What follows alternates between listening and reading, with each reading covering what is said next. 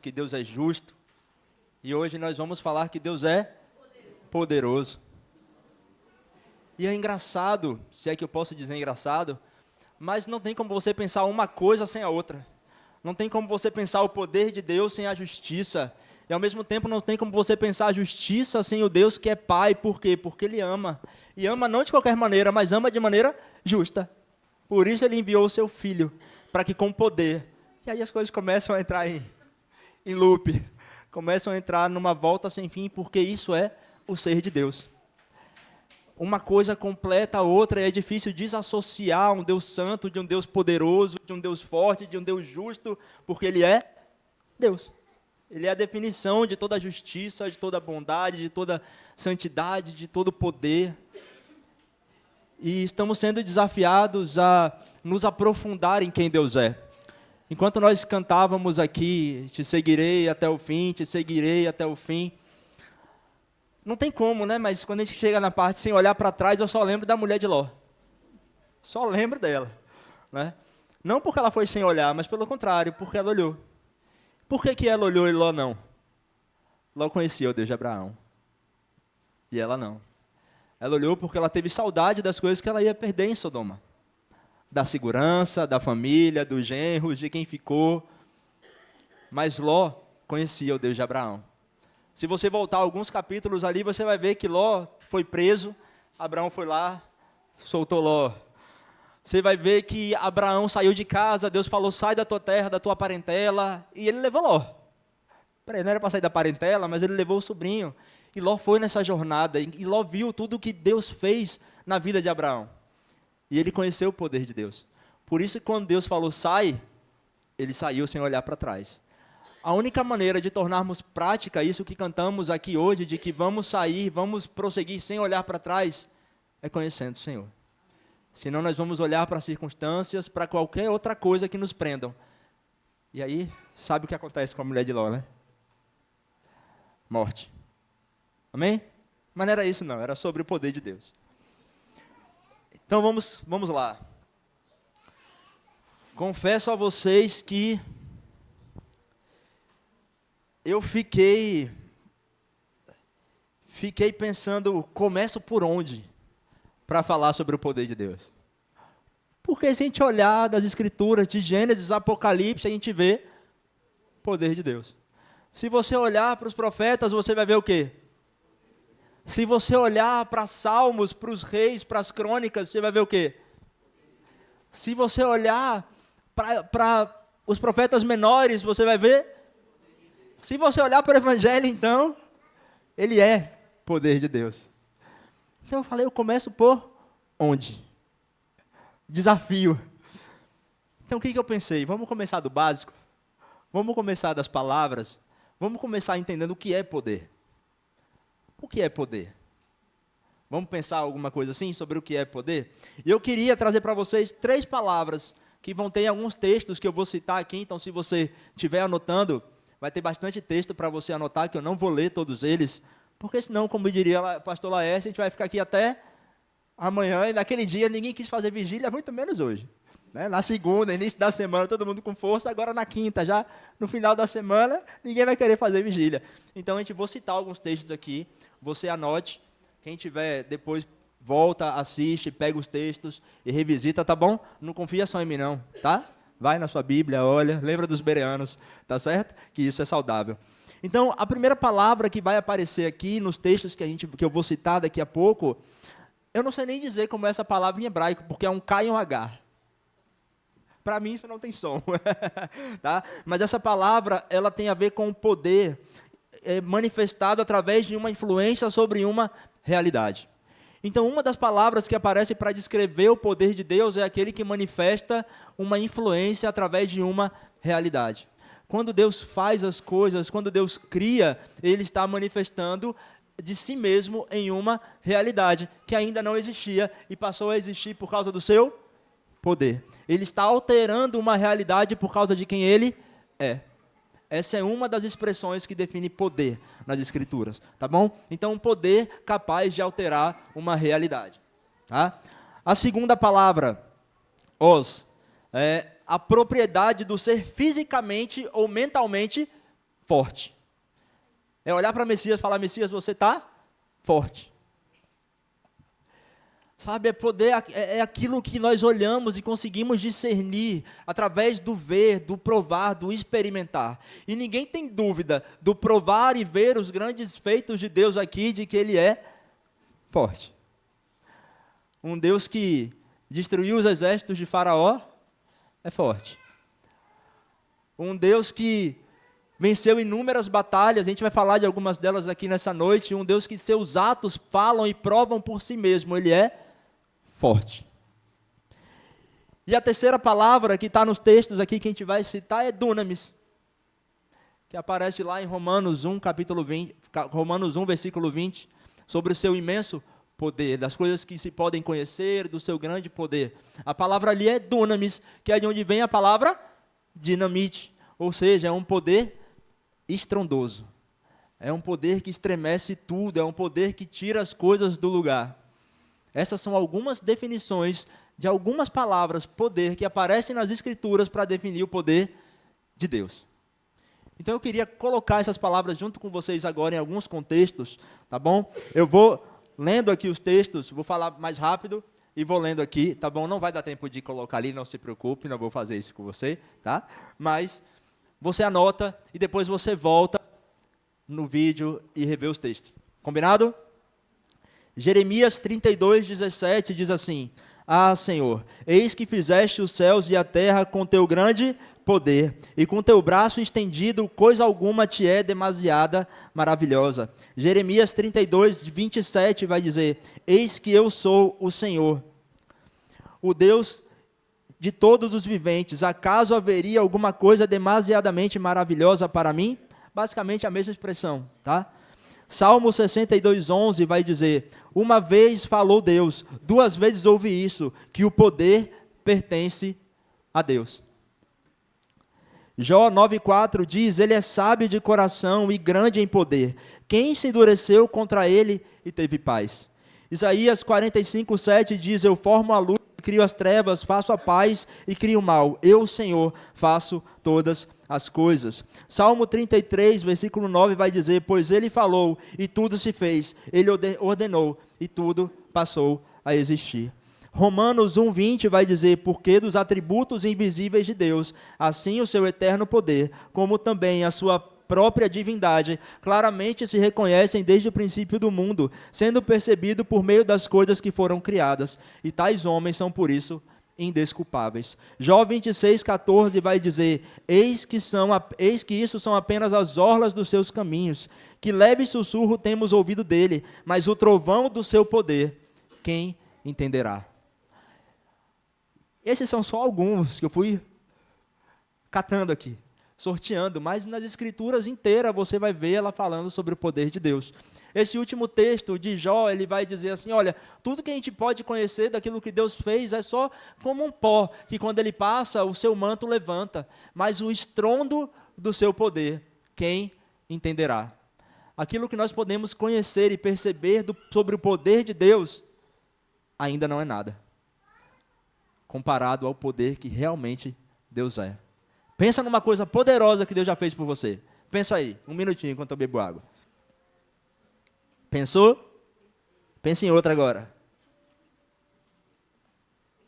Pensou? Mais uma que ainda não bebe água. Pensou? Não chega nem 1% do poder de Deus. Não chega nem em 1% do poder de Deus. E eu queria destacar com vocês e frisar com vocês algumas passagens das Escrituras em que a gente vai poder conversar um pouco mais sobre esse poder. Então, para começar, vamos para o começo. Gênesis 1. Vamos abrir lá em Gênesis 1.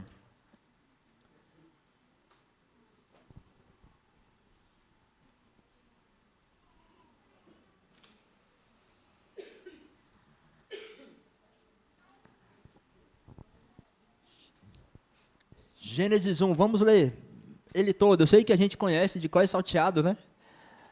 Mas às vezes a gente se esquece que esse texto está falando sobre o poder de Deus. Vamos lá?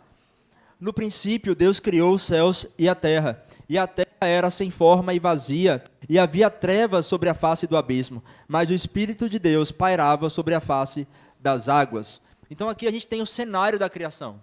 O que há no cenário da criação? Trevas, é sem forma, é vazio, o nome disso é caos. Um vazio existencial que precede a criação de Deus. É um caos. Então, quando você fala assim, poxa, minha vida está em caos, acredite no poder de Deus, porque Ele está criando alguma coisa dentro de você. Então, aqui a gente está falando desse caos, um vazio que ninguém consegue entender, mas no meio desse vazio, o Espírito Santo pairava sobre a face das águas. Ele estava cuidando, zelando por aquilo que Deus iria manifestar de poder. E aí chegamos agora no versículo 3, e aí começa, e Deus disse, haja luz, e houve luz. Cara, eu não sei você, mas acho que a gente se acostuma tanto a ler esse texto, que a gente não para perceber no quão poderoso é. Se não havia nada, vamos pensar comigo, se não havia nada, tudo era sem forma e vazio, o que era a luz?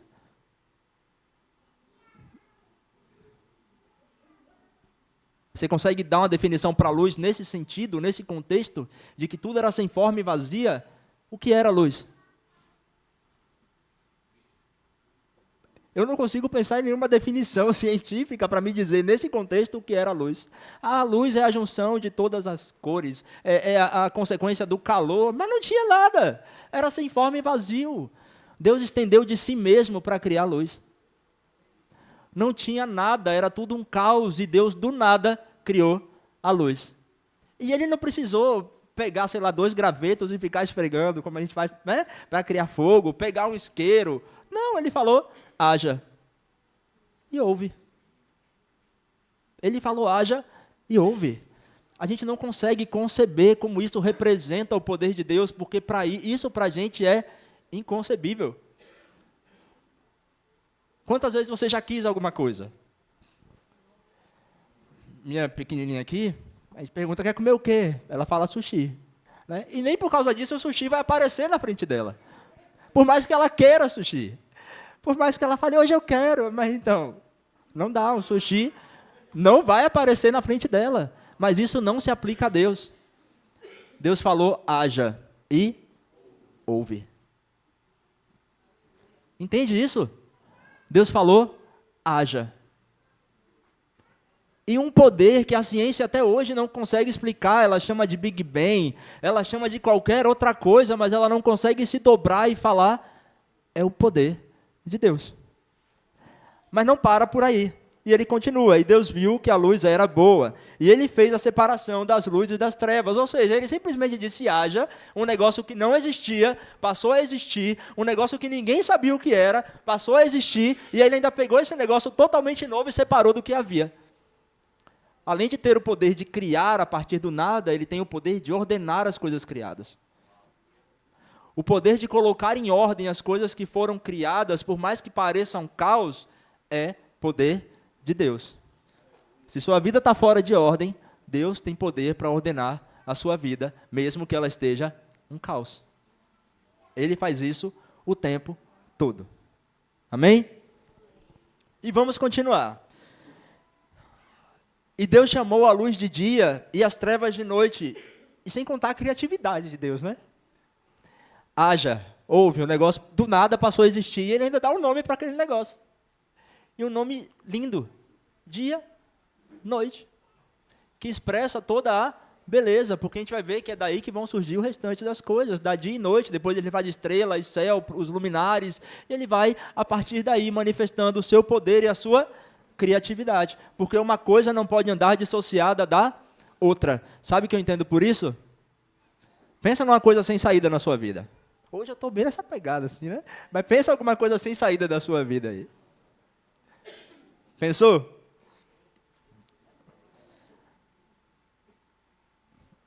Pensa em outra. Deus, Ele tem poder para ordenar as coisas e criar uma saída onde você não existe. Afinal de contas, Deus é poderoso. Amém? Vamos lá, senão dá hora e eu não saio de Gênesis 1 aqui. E ele fez o firmamento e separou as águas que estavam... Eu pulei aqui. Versículo 5. E Deus chamou a luz de dia e as trevas de noite, e foram tarde e manhã o primeiro dia. E disse Deus, haja firmamento no meio das águas, e faça separação entre as águas e águas. E Deus fez o firmamento e separou as águas que estavam debaixo do firmamento, das águas que estavam por cima do firmamento, e assim foi. E ao firmamento Deus chamou céu, e foram-se tarde e manhã o segundo dia. E disse Deus, ajuntem-se num só lugar as águas que estão debaixo do céu, e apareça o continente. E assim foi. E ao continente Deus chamou terra, e o ajuntamento das águas mares, e Deus viu que isso era bom. E disse Deus, produza a terra os vegetais e plantas que deem semente e árvores frutíferas, que segundo as suas espécies deem frutos, que contenham semente sobre a terra, e assim foi. E a terra produziu os vegetais, plantas que davam semente segundo suas espécies, e árvores que davam frutos, que continham a semente. Olha que complexo. A árvore que dava fruto, que continha a semente, que ele já tinha criado antes a semente, e Deus coloca tudo dentro de uma árvore, e essa árvore no tempo certo dá um fruto, e quando chove esse fruto cresce e amadurece. A gente pode chamar isso de causa e efeito, mas eu gosto de pensar nisso como poder de Deus. O grande problema é que a nossa visão desse mundo limita a nossa percepção do poder de Deus por causa da ciência.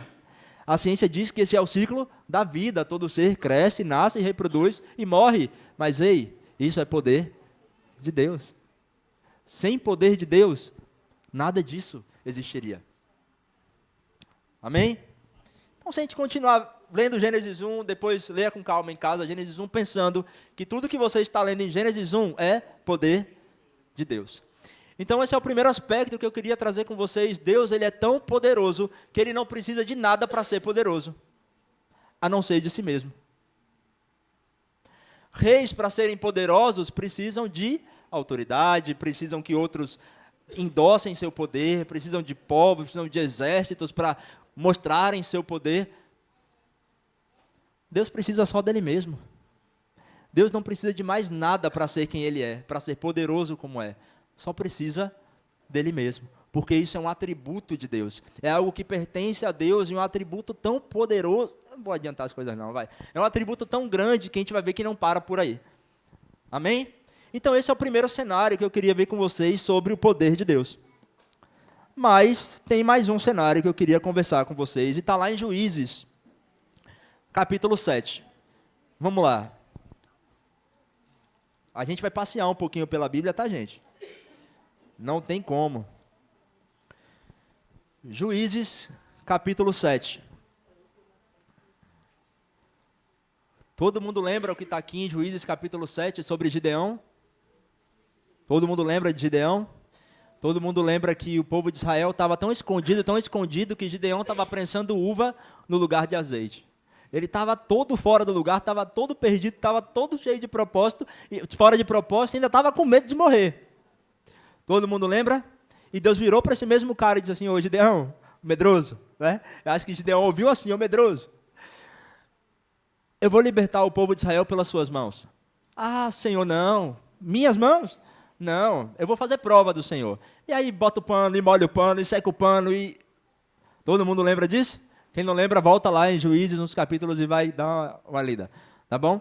E aí a gente chega em Juízes, capítulo 7. Então Jerubaal, que é Gideão, e todo o povo que estava com ele levantou-se de madrugada e acamparam junto à frente de Arode. O acampamento dos midianitas estava ao norte, no vale, perto do monte Moré. E o Senhor disse a Gideão, o povo que está contigo é grande demais para eu entregar os midianitas nas suas mãos, para que Israel não se glorie contra mim, dizendo, foi minha própria mão que me livrou. Vai e anuncia o seguinte ao povo, quem for covarde e medroso, volte e retire-se do monte. Então 22.000 se retiraram e 10.000 ficaram. Ou seja, tinham 32.000. 22 saíram, 10 ficaram, tinham 32.000. E Deus fala, esse povo é grande demais. Vocês vão dizer que foi por causa do exército de vocês, vocês vão dizer que foi por causa do poder militar de vocês. Não, não quero isso. E aí o texto continua. 4. O Senhor disse também a Gideão, ainda são muitos, Faze descer à beira da água, e ali separarei os que ficarão contigo. E se eu te disser, este irá contigo, ele irá. Mas se eu disser, este não irá contigo, ele não irá. Gideão fez descer o povo à beira da água. Então o Senhor lhe disse, todo aquele que lamber as águas com a língua, como faz o cão, tu separarás de um lado. E todo aquele que se ajoelhar para beber, colocarás do outro. Os que lamberam a água, levando a mão, foram 300 homens, mas todo o restante do povo bebeu ajoelhado. Então o Senhor disse a Gideão, eu vos livrarei, entregarei os medianitas nas tuas mãos, com estes 300 homens que lamberam a água, mas quando o resto do povo, volte cada um para o seu lugar.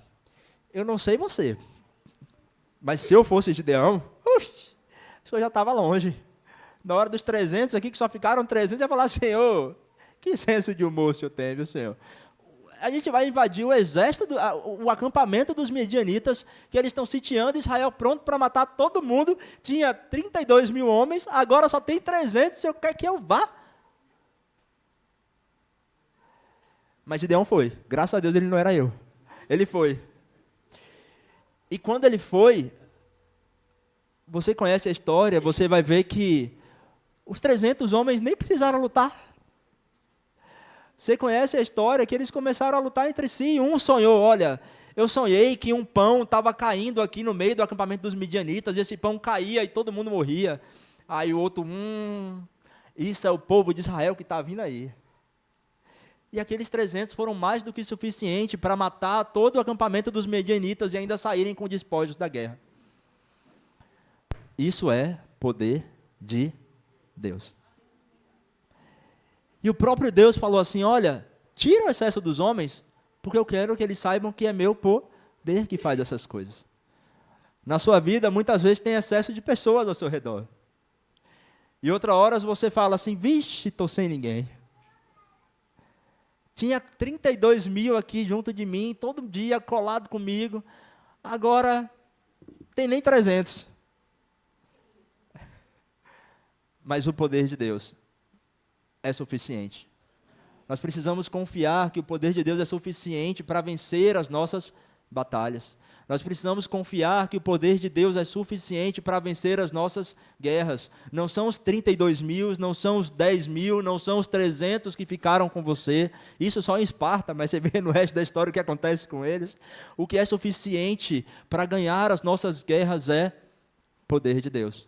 Também não foi o poder de Gideão suficiente para ganhar a guerra. Afinal de contas, se você voltar, você vai ver que ele era medroso.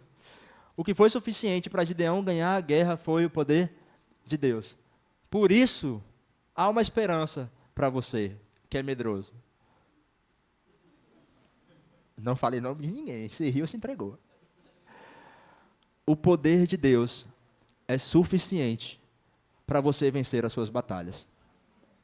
Eu sei que todo mundo sabe disso, eu sei que o que eu estou falando aqui não é novidade para ninguém, mas acontece que muitas vezes o óbvio precisa ser dito. Aprendi essa noite com Nala. Nala estava desenhando e perguntei o que é isso, ela disse um desenho. Aí ela fez um outro desenho, e a gente perguntou o que é isso. Eu achei que ela fosse falar outro desenho. Mas ela nem se deu trabalho de responder, porque ela já tinha dito o óbvio. Então nessa noite eu estou aqui para dizer o óbvio para vocês. Não tem coisa nova. Quem vai ganhar suas guerras não é você, querido. Não é seu esforço. Não é quanto você consegue guerrear. Não é quantas lanças. Deixa eu te contar, você não faz parte do exército de Davi. No exército de Davi tinha um que arremessava uma lança, furava 5, 6, com uma lança só. Você não é ele, querido.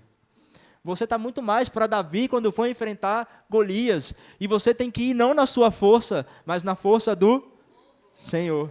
Porque foi assim que ele venceu aquela batalha. Não foi com os poderosos dos exércitos de Davi. Eles vieram depois. Mas a primeira batalha, Davi venceu dizendo, você vem contra mim com espadas e lanças, mas eu vou com você em nome do Senhor dos exércitos. E até hoje eu não entendo como uma pedra derruba um gigante. Ah, mas a pedra tem que bater no ângulo tal, na inclinação tal, bem aqui na têmpora. Poder de Deus. O resto é só desculpa para se você não quer aceitar que isso é poder de Deus. Não é porque ele jogou, ele pegou a pedra certa, na hora certa, na inclinação, no alinhamento de Marte com Júpiter. Poder de Deus. é muito mais simples, é poder de Deus. Vamos continuar. Senão, a gente fica aqui até amanhã. 1 Reis, capítulo 18. Todo mundo conhece a história de Elias e os profetas de Baal no Monte Carmelo. Elias estava acuado, outro medroso. Estava dizendo, morreu todo mundo, só ficou eu dos profetas do Senhor. E agora? Eu sou o biscoito, eu sou a última creme cracker do pacote. Só tem eu. Não tem mais ninguém para lutar em nome do Senhor. E agora? O que eu vou fazer? Elias. Deus chama Elias. No meio do fogo, no meio do vento, no meio de tanta coisa. E Elias fala, o Senhor não estava lá. Até que veio uma brisa tranquila e suave. E Elias reconheceu quem era o Senhor. Muitas vezes o poder de Deus não vem como a gente imagina. A gente às vezes acha que Deus vai fazer. Tadã! Pode fazer se quiser. Mas se não fizer, também continua sendo poder de Deus. Você pode achar que você está precisando de dinheiro, um dia você vai acordar com do nada 10 milhões da sua conta. Todo mundo acha que é poder de Deus. E sim, pode ser. Mas se seu irmão ligar para você e falar, querido, eu sonhei com você, e você estava precisando de R$2 para comprar pão, eu só tenho R$2, toma R$2. Isso é... Deu para entender? Poder de Deus não vem segundo a nossa medida, porque poder de Deus depende dele. Então esse Elias, agora encorajado por ter conhecido o poder de Deus, falou, Acabe, você tem aí não sei quantos profetas aí que seguem essa bruxa dessa Jezabel. Mas deixa eu te contar que eles não são profetas de verdade. Por quê? Porque nem o Deus deles é Deus de verdade. Vamos fazer o seguinte, vamos marcar um dia. A gente chama o Faustão. Vai a Globo. Vai todo mundo para lá, SBT, Silvio Santos, Globo, não é Gugu, é só os bons. Vai todo mundo para cima do monte. E vai todo mundo ver o que vai acontecer. Pode chamar todos os profetas de Baal, vocês podem fazer o que quiser. Pode levar instrumento, pode levar o que vocês quiserem. Vai, leva um boi, 2 bois, 3 bois, faz o que vocês quiserem lá. E o Deus que responder com fogo, esse é o Deus poderoso.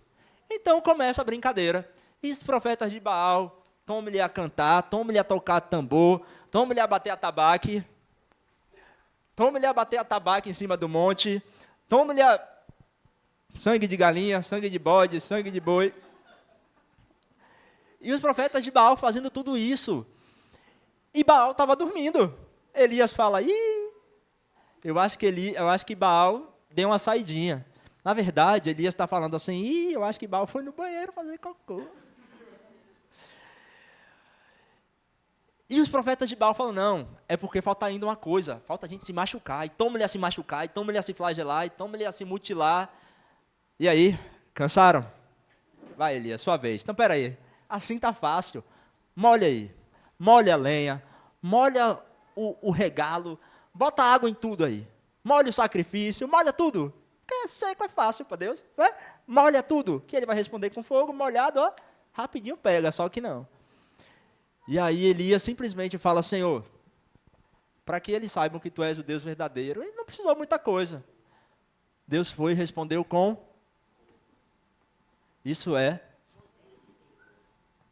poder de Deus. Hoje tem muita coisa disputando espaço na nossa mente para o que seria naquela época os profetas de Baal. Tem muitas falsas influências, muitas coisas tentando aprisionar o nosso entendimento e nos fazer perceber que estamos morrendo. Tem tanta coisa mesmo, que está dizendo para você, olha, é muito mais fácil você seguir por esse caminho que nem todo mundo, afinal de contas, foi isso que Jezabel fez. Pegou os profetas e forçou eles a se tornarem profetas de Baal. Jezabel estava dizendo assim, olha, é muito mais fácil você me seguir do que você continuar com o seu Deus. Só tem você. Querido, se só tem você, confia no poder de Deus. Não vale a pena se flagelar, não vale a pena trocar aquilo que você conheceu do Senhor por tantas outras coisas, porque esse outro poder não é poder de Deus. E a gente vai ver que no fim das contas ele também vai ser destruído. Amém?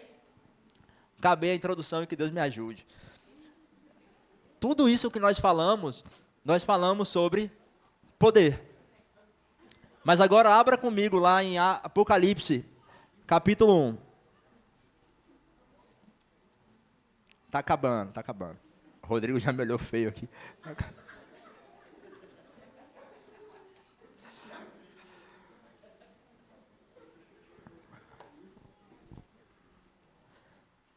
Apocalipse capítulo 1, versículo 8.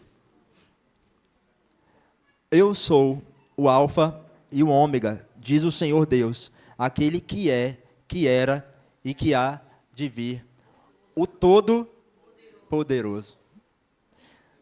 Se tudo isso que a gente falou antes estava falando sobre o poder de Deus, você consegue imaginar o que é Todo-Poderoso? Consegue, Gladson? Eu também não. Minha mente não consegue conceber, e eu digo isso com sinceridade de coração, eu não consigo compreender o que é um ser todo-poderoso, porque só isso tudo que a gente conversou falando sobre o poder já buga a minha cabeça. Imagina o todo-poderoso. É uma expressão que nas Escrituras aparece apenas para se referir a Deus. Nenhum outro é todo-poderoso, somente Deus. Tudo isso que a gente ouviu sobre poder é nada perto do Todo-Poderoso. Amém? E eu queria dizer para você que esse Deus que é todo-poderoso, Ele ainda tem poder. Que suas mãos não estão encolhidas para que Ele não consiga operar. Que os seus braços ainda permanecem esticados e os seus ouvidos ainda permanecem atentos às orações dos santos para operar com poder. Não existe nada no mundo que possa substituir o poder de Deus, querido. Qualquer outra coisa é mentira de Satanás. Mentira de Satanás. E isso, não sei se constrange a você, mas me constrange. Sabe por quê? Porque eu estava com o Manu doente em casa esses dias, e quando a febre começava, eu esquecia que Deus é todo-poderoso. E em vez de falar, vamos orar, Manu, para que o Senhor traga a cura, porque Ele é todo,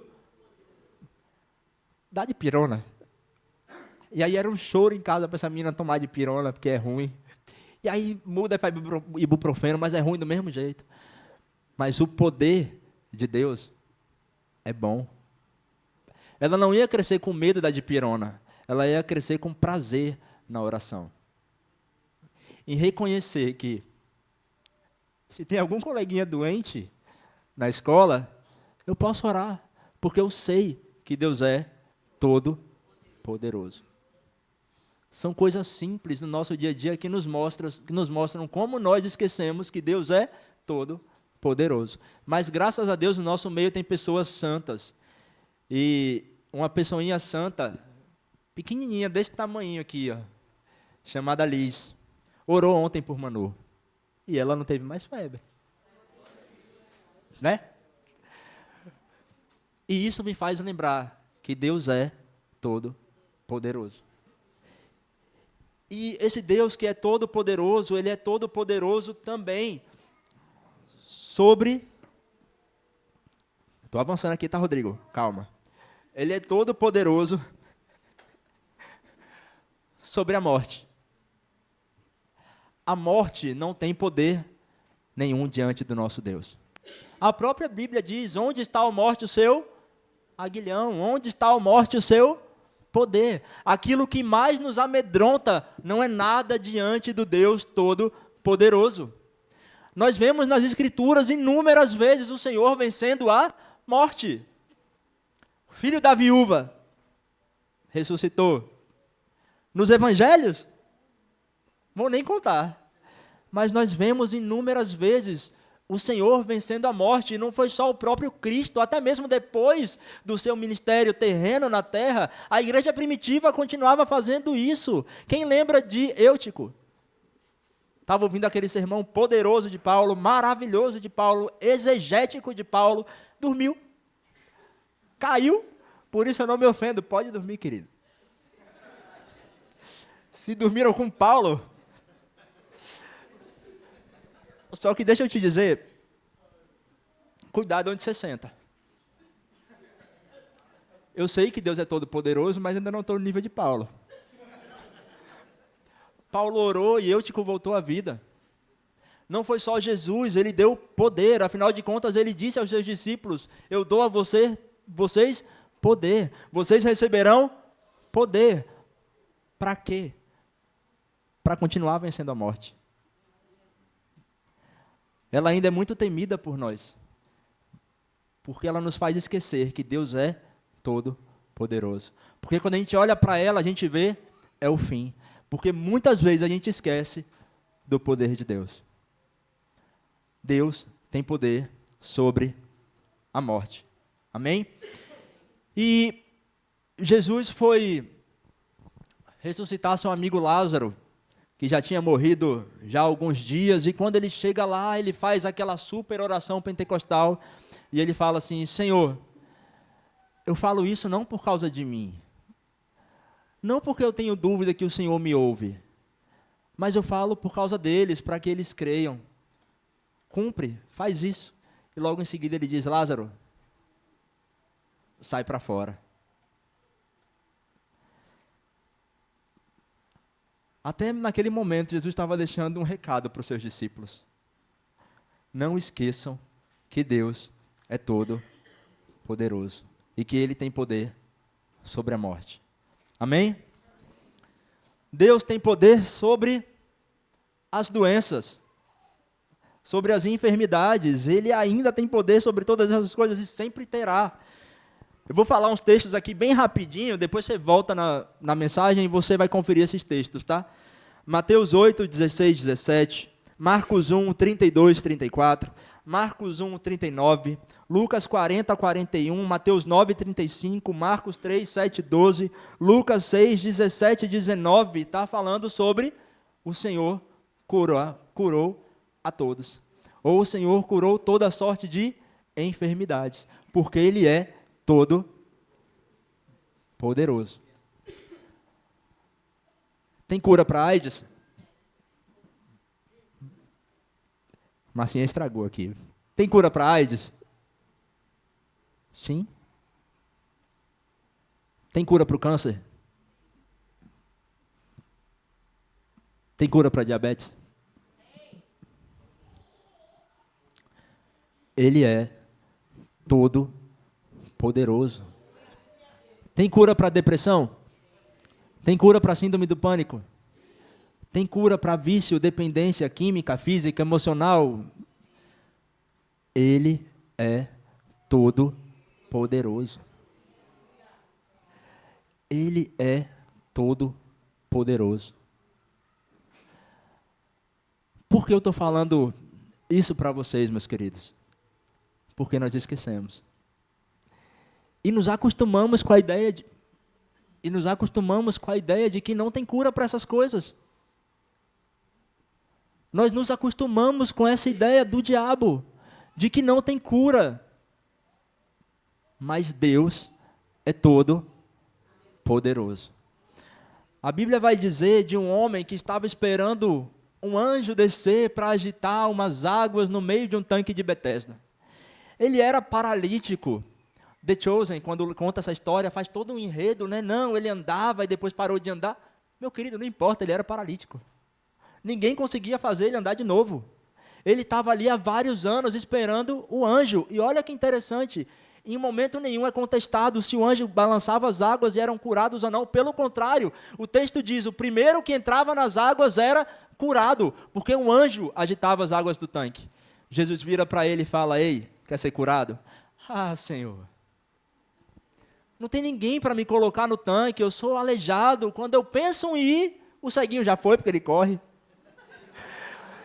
Quando eu penso em ir, o surdo já foi, porque o problema dele não é correr. Não tem ninguém que me coloque, eu sempre dependo do outro. Jesus fala, está aqui, diante de você, alguém que é maior do que o anjo. Ele é todo poderoso. E ele é imutável. É um dos atributos de Deus também. A imutabilidade. Sabe o que isso quer dizer? Que ele foi todo poderoso. Que ele é agora todo poderoso. E que ele vai ser para sempre todo poderoso. Amém? E já desligaram até o ar-condicionado para me expulsar. E Deus tem poder sobre as adversidades da vida.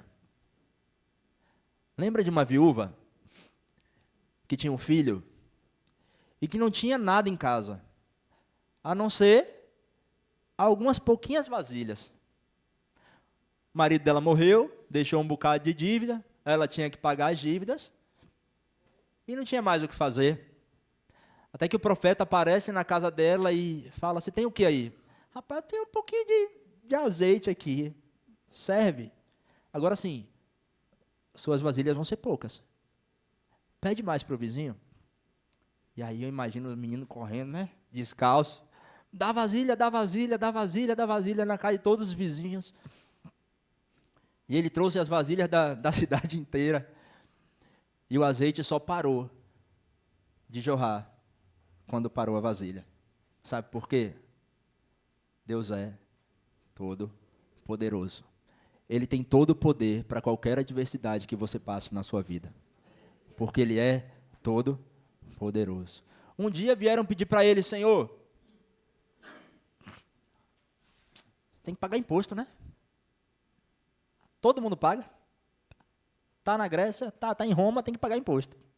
Essa carinha aí não é de César? Tem que dar dinheiro a César. Tenho não. Pedro, vai lá. Pega aquele peixe ali e na boca dele você vai achar dinheiro para pagar imposto por mim.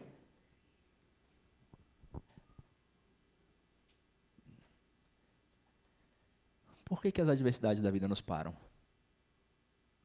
Se Ele é todo poderoso. Por que a gente se esquece disso e a falta do dinheiro para pagar o imposto para a gente, bota a gente de cama 3 meses. E a gente fica mais sem dinheiro ainda para pagar o resto dos impostos. Porque a tristeza bate, a gente se fecha em nós mesmos e a gente esquece que Ele é todo poderoso. Amém?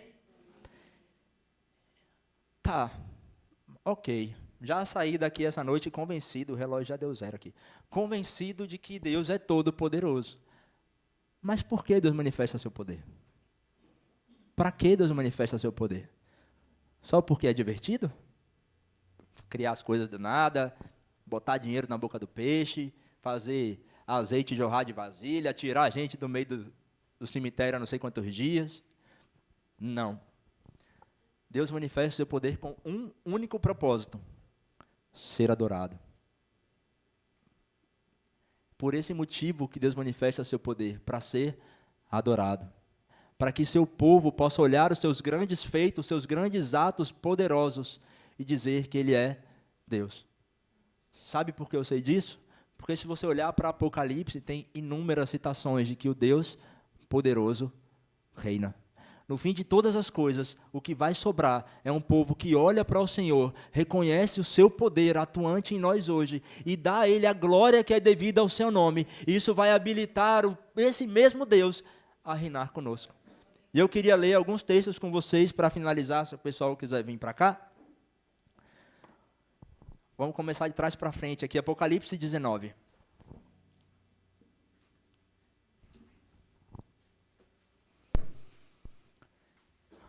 Depois dessas coisas, ouvi no céu uma forte voz como imensa multidão que dizia: Aleluia! A salvação, a glória e o poder pertencem ao nosso Deus, pois seus juízos são verdadeiros e justos. Ele julgou a grande prostituta que havia corrompido a terra com sua prostituição, e das mãos delas vingou o sangue dos seus servos.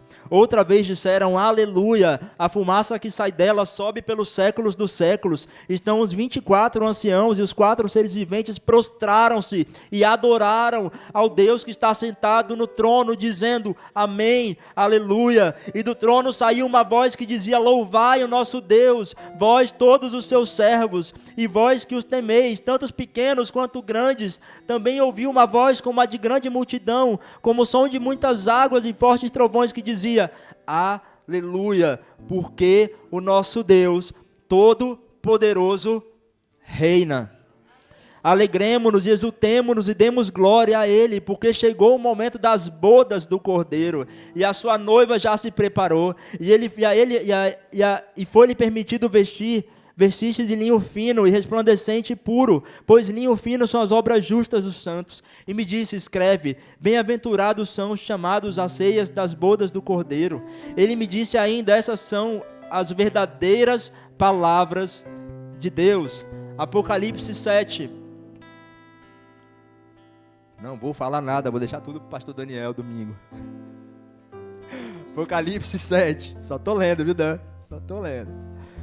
Apocalipse 7, versículo 9. Depois dessas coisas, vi uma grande multidão que ninguém podia contar, de todas as nações, tribos, povos e línguas, em pé diante do trono e na presença do Cordeiro, todos vestidos com túnicas brancas, segurando palmas nas mãos, e clamavam em alta voz, dizendo: salvação ao nosso Deus, que está sentado no trono, e ao Cordeiro. E todos os anjos que estavam em pé ao redor do trono, os anciãos, os 4 seres viventes, prostraram-se diante do trono com o rosto em terra e adoraram a Deus, dizendo: amém, louvor, glória, sabedoria, ações de graças, honra e poder e força sejam dados ao nosso Deus pelos séculos dos séculos. Apocalipse 5, versículo 1. Do lado direito de quem estava sentado no trono, vi um livro escrito por dentro e por fora, bem selado com 7 selos. Vi também um anjo forte clamando em alta voz: quem é digno de abrir o livro e de romper os selos? Mas no céu não havia ninguém, nem na terra, nem debaixo da terra, que pudesse abrir o livro e olhar para ele. Eu chorava muito, pois ninguém fora achado digno de abrir o livro, nem de olhar para ele. Então um dos anciãos me disse: não chores, pois o leão da tribo de Judá, a raiz de Davi, venceu para abrir o livro e romper os selos. Nisso vi em pé, entre o trono e os 4 seres viventes, no meio dos anciãos, um cordeiro que parecia estar morto e que tinha 7 chifres e 7 olhos, que são os 7 Espíritos de Deus enviados por toda a terra. E ele veio e pegou o livro da mão direita de quem estava sentado no trono.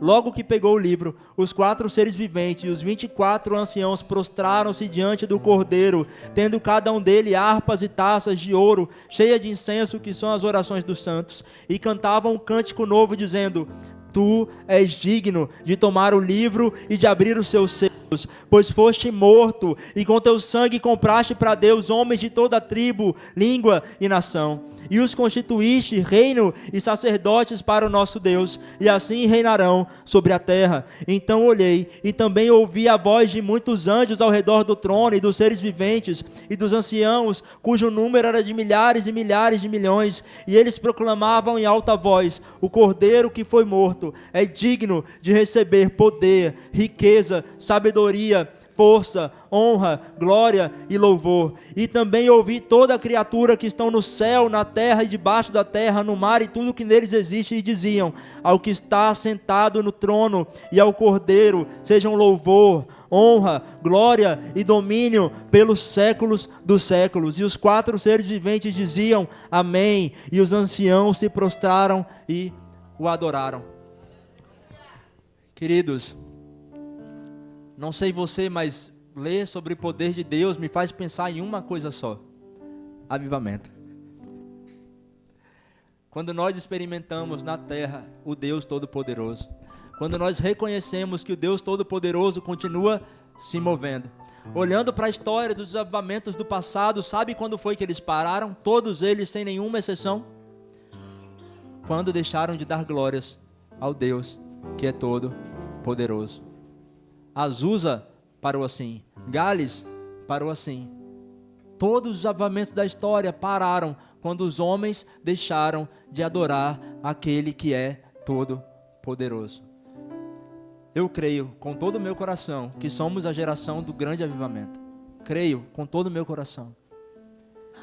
E creio que nesses dias o Senhor está nos fazendo olhar para Ele e lembrar que devemos continuar dando glórias àquele que é todo poderoso.